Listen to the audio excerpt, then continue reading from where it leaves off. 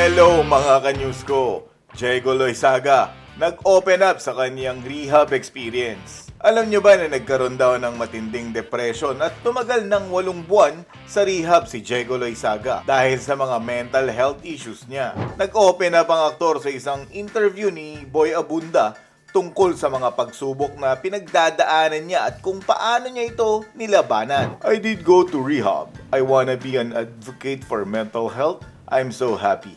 I have this platform now. Para lang ma-explain yung nangyari sa past ko kung bakit ako umabot sa rehab, I was very depressed. Ang depression na ito ay halos umabot na di umano sa pagpapakamatay at hindi nakatulong ang mga substances na ginagamit nito. I was on a blink of suicidal. I will not deny that substances had a part to play with my mental state. They don't help. If you're already a person with a problem and there's other substances, it's a hard pit to crawl out of. And so nag-rehab ako. Pahayag ni Diego. Sa ngayon ay gusto raw sana ni Diego na idetalye ang mga ganap sa loob ng rehab sa pamamagitan ng YouTube para ipakita kung paano nagbago ang buhay niya dahil dito. So the reason why I'm bringing this is because I wish I can start my own YouTube channel and explain in detail yung mga nangyari sa akin and how my life changed after.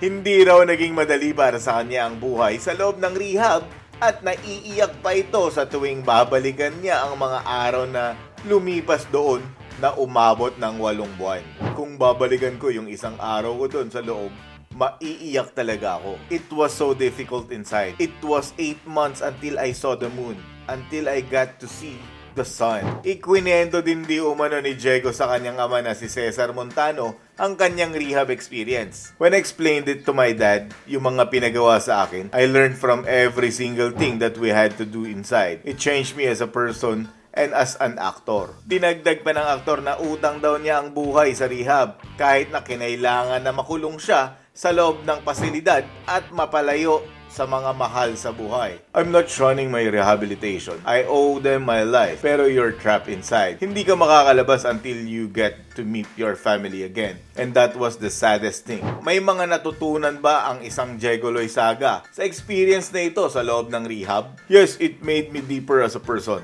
It makes me realize there's a purpose. They take everything away from you. So you appreciate all the things that are given back when you go out.